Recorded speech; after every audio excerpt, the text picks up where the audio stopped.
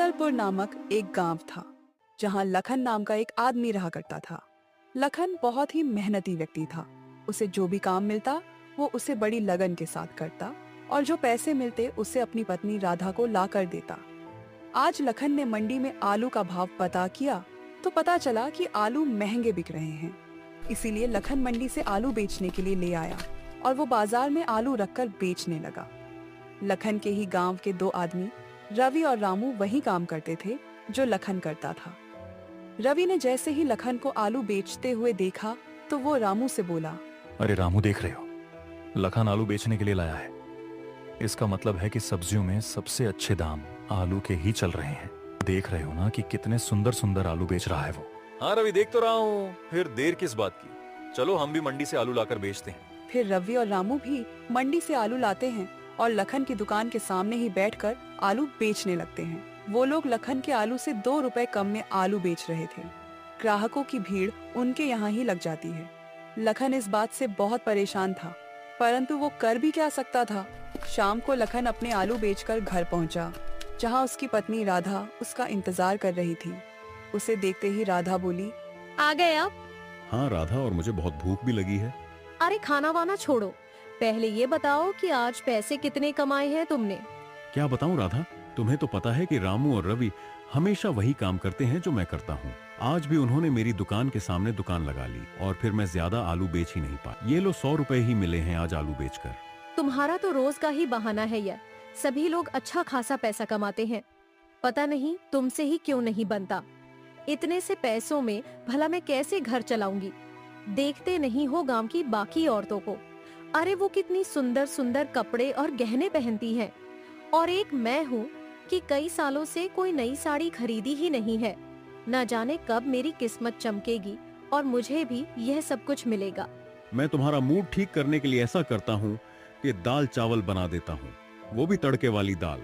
Lakhan kitchen में जाता है और तड़के वाली दाल और चावल बनाकर ले आता है।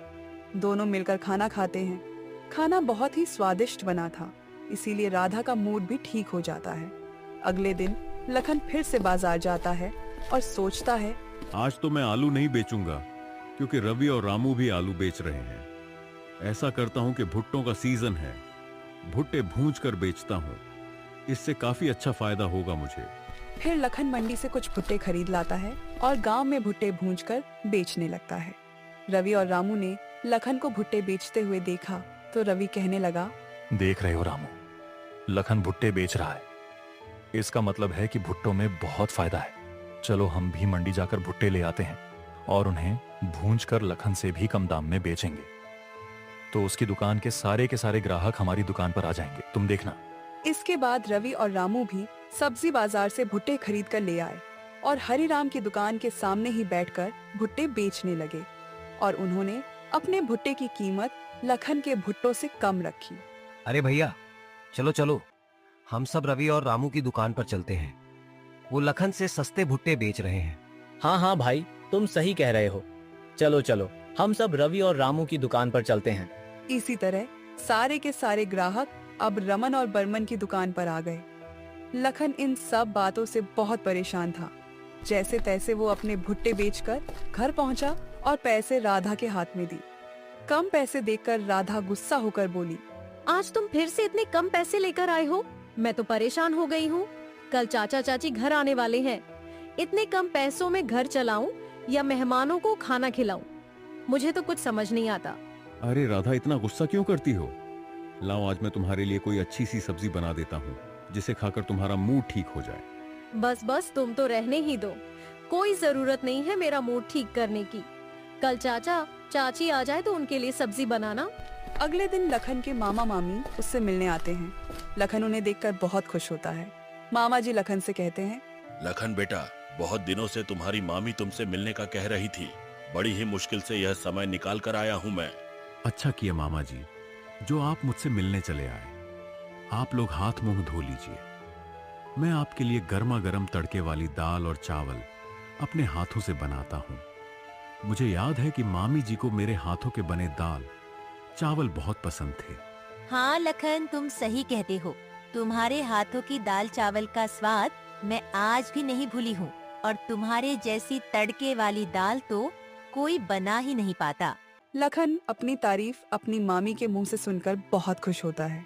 वो किचन में जाता है और जल्दी से तड़के वाली दाल और चावल बनाकर ले आता है। फिर सभी लोग खाना खाते हैं। खाना खाकर मामा जी कहते हैं, वाह लखन बेटा, तुमने बहुत ही स्वादिष्ट खाना बनाया था। खाना खाकर तो मजा ही आ गया। बेटा मैं तुमसे एक बात कहना चाहता हूँ। हाँ मामा जी बताइए। जब तुम खाना बना रहे थे तो राधा बता रही थी कि रवि और रामू तुमसे बहुत ही कंपटीशन करते हैं। जो तुम काम करते हो वह भी वही काम करने लग जाते हैं और इस तरह तुम्हारा कोई भी काम अच्छा नहीं चल पाता। हाँ मामा जी, राधा कहती है मैं तो बहुत ही परेशान हूं। समझ नहीं आता कि ऐसा कौन सा काम करूं जिससे कि वह मुझे परेशान न कर पाए। अरे तो इसमें इतना सोचने वाली क्या बात है? तुम्हें अपने हुनर का इस्तेमाल करना चाहिए, जिससे कि वो लोग तो क्या कोई भी तुम्हारी नकल नहीं कर पाएगा। मैं समझा नहीं मामी जी, आप क्या कहना चाहते हैं? लखन, तुम्हारे मामा जी ये कहना चाहते हैं कि तुम बहुत ही अच्छा खाना बनाते हो। तुम अपने इस हुनर का इस्तेमाल अपने काम में क्यों नहीं करते? हाँ लखन, मैं यही कहना चाह रहा था कि तुम तड़के वाली दाल और चावल का ठेला खोल लो और ठेले पर दाल चावल रखकर बेचा करो। हाँ मामा जी, आप सही कहते हैं, लेकिन रवि और रामू भी मेरी नकल जरूर करेंगे। देखो लखन, बचपन से ही तुम्हें खाना बनाने का शौक है और तुम्हारे हाथों का बना हुआ खाना बड़ा ही स्वादिष्ट होता है। अगर वह तुम्हारी नकल भी करेंगे तो तुम्हारी तरह स्वादिष्ट खाना नहीं बना पाएंगे। हाँ मामा जी, आपने बिल्कुल सही कहा। मैं कल ही दाल चावल का ठेला खोल लेता हूँ। अगले दिन लखन अपने लिए दाल चावल का एक ठेला खोलता है और सीता भी उसमें लखन की पूरी मदद करती है। लखन ठेले पर दाल चावल बनाकर बेचना शुरू करता है। धीरे धीरे उसके ठेले पर ग्राहकों की संख्या बढ़ने लगती है। जब रवि और रामू ने यह देखा तो रवि रामू से बोला, देख रहे हो लखन ने दाल चावल का ठेला खोल लिया है और कितने सारे ग्राहक हैं उसकी दुकान पर। हाँ भाई रवि, मैं भी देख ही रहा हूँ। तो चलो देर किस बात की, हम भी दाल चावल का ठेला खोल लेते हैं, फिर सारे ग्राहक हमारी दुकान पर आएंगे। और फिर अगले दिन रवि और रामू ने भी दाल चावल का ठेला खोल लिया। उन्होंने अपनी दाल चावल की कीमत लखन के दाल चावल से कम रखी। यह देखकर सारे ग्राहक रवि और रामू के ठेले पर आने लगे। परंतु जल्दी ही ग्राहकों को यह समझ में आने लगा कि रवि और रामू के ठेले के दाल चावल उतने स्वादिष्ट नहीं थे जितने कि लखन के ठेले के। अरे भैया, रवि और रामू के ठेले के दाल चावल उतने स्वादिष्ट नहीं हैं जितने लखन के ठेले के। हाँ भाई, तुम सही कहते हो। भले ही 2 पैसा महंगा मिले, लेकिन खाना तो स्वादिष्ट होना चाहिए। और वैसे भी लखन के तड़के वाली दाल खाकर मजा ही आ जाता है। चलो चलो, हम लखन के ठेले पर ही जाएंगे। इस तरह अब ज्यादातर ग्राहक लखन के ठेले पर आने लगे और हराम का ठेला अच्छी तरह चलने लगा। कुछ दिनों के बाद लखन अपनी पत्नी से बोला, राधा, मेरे पास कुछ पैसे जमा हो गए हैं। मैं सोच रहा हूं कि तुम्हें सुंदर सुंदर साड़ियां और गहने दिला दूं। हम कल ही बाजार जाएंगे और मैं तुम्हें अपनी जरूरत का सारा सामान दिला दूंगा। नहीं जी, अभी उसकी कोई जरूरत नहीं है। क्यों जरूरत नहीं है? तुम ही तो मुझ पर गुस्सा किया करती थी कि गांव की सभी औरतें गहने और नए कपड़े पहनती हैं और मैं तुम्हें कुछ नहीं दिला पाता। आज जब मैं तुम्हें दिलाने के लिए कह रहा हूं तो तुम मना कर रही हो। अजी, मैं सोच रही थी कि हम अपने दाल चावल के ठेले को थोड़ा बड़ा कर लेते हैं। वहाँ हम एक ढाबा बना लेते हैं ताकि जो लोग आते हैं उन्हें बैठकर खाने के लिए जगह भी मिले। इस तरह हमारा ढाबा थोड़ा ज्यादा चलेगा और थोड़ा ज्यादा पैसा आएगा। और गहने और कपड़ों का क्या है, वो तो मैं बाद में भी खरीद सकती हूँ। ठीक है राधा, जैसी तुम्हारी मर्जी। अगले दिन से लखन और राधा दोनों ही ढाबा बनाने के काम में लग जाते हैं। जल्दी ही लखन की तड़के वाली दाल और चावल का ढाबा बनकर तैयार हो जाता है। ढाबे के बनने के साथ साथ ग्राहकों की संख्या भी बढ़ने लगती है। अब तो आते जाते हर कोई वहाँ पर रुककर खाना खाया करता। रवि और रामू यह देखकर बहुत परेशान हो रहे थे। रवि बोला, देख रहे हो रामू, लखन ने तो अपने ठेले को ढाबे में बदल लिया और सारे ग्राहक भी वहीं जा रहे हैं। हाँ रवि, मैं भी तो सोच रहा हूँ कि हम भी अपने बचे हुए सारे पैसे लगाकर एक ढाबा ही खोल लेते हैं और हम अपने ढाबे पर खाने की कीमत हरिराम के ढाबे से भी कम रखेंगे। इससे सारे ग्राहक हमारे पास आ जाएंगे। और फिर रवि और रामू ने ऐसा ही किया। उन लोगों ने अपने सारे बचाए हुए पैसे लगाकर एक ढाबा बना लिया और उसके बाद अपने ढाबे के दाल चावल की कीमत लखन के ढाबे से कम रखी, परंतु तब भी उनके ढाबे पर खाना खाने कोई नहीं आता था, क्योंकि उनके ढाबे का खाना स्वादिष्ट जो नहीं था और वो लोग बहुत परेशान थे। रवि रामू से बोला, अरे रवि, हमारे ढाबे पर तो कोई नहीं आ रहा, सभी लखन के ढाबे पर ही जा रहे हैं। हाँ रामू, हमने तो अपने बचे हुए सारे पैसे इस ढाबे में लगा दिए और इस ढाबे से 1 रुपए की भी कमाई नहीं हो रही है। अगर ऐसा ही चलता रहा तो हमें ये ढाबा बंद करना पड़ेगा। जहाँ एक तरफ रवि और रामू के ढाबे पर कोई नहीं आ रहा था, वहीं दूसरी तरफ लखन के ढाबे पर ग्राहकों की बहुत भीड़ लगी रहती थी। अभी कुछ ही दिन बीते थे कि लखन के पास इतने पैसे आ गए कि उसने अपने ढाबे को और बड़ा कर लिया।